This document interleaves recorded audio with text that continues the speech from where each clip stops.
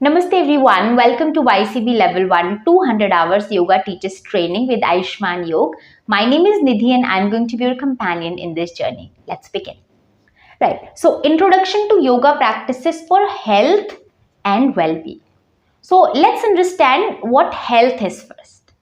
So according to World Health Organization, WHO, health is a state of complete physical, mental, and social well-being, and not merely the absence of disease or infirmity.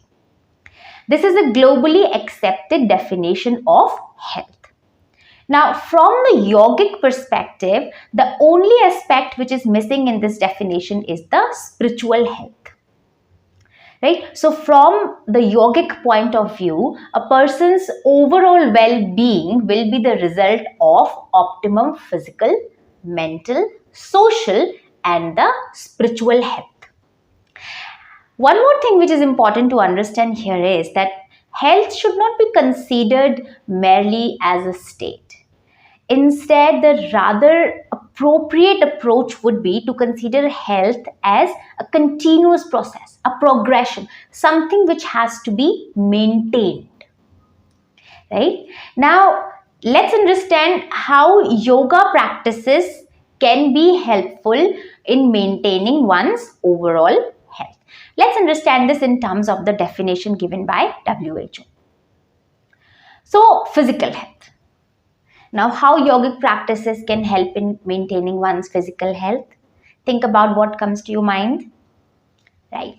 The entire Hatha Yoga system. Asana, Shatkarma, Pranayama, Mudras, and Bandhas. All of these practices work towards maintaining the optimum level of physical health. Then, the social health. Again, what comes to your mind? Give it a thought. Exactly. The fundamental practices given in Ashtanga Yoga, in Patanjali Yoga Sutra, yamas and niyamas. Yamas and niyamas are the essential practices which will help us in achieving the optimum level of social health. Then the mental health. So pranayama practices, kriyas like Kapalbhati, asana like Shavasana, Makarasana, Balasana, Yoga Nidra practice. Practices given in Patanjali Yoga Sutra such as Chitta Prasadana, Pratipaksha Bhavana. All of these practices help in achieving the mental health. Then the spiritual health. So practices like Swadhyay, practice of contentment, Bhakti Yoga, Karma Yoga, Jnana Yoga, Ishwar Pranidhana, Pranayama like Brahmari, and Dhyan practices. All of these practices help towards achieving spiritual health. Now think about it. Does any other system come to your mind which takes care of one's health like the yogic system does? In my opinion, yogic system is a holistic approach which takes care of all the aspects of one's health. And maybe that is why world is cherishing it now.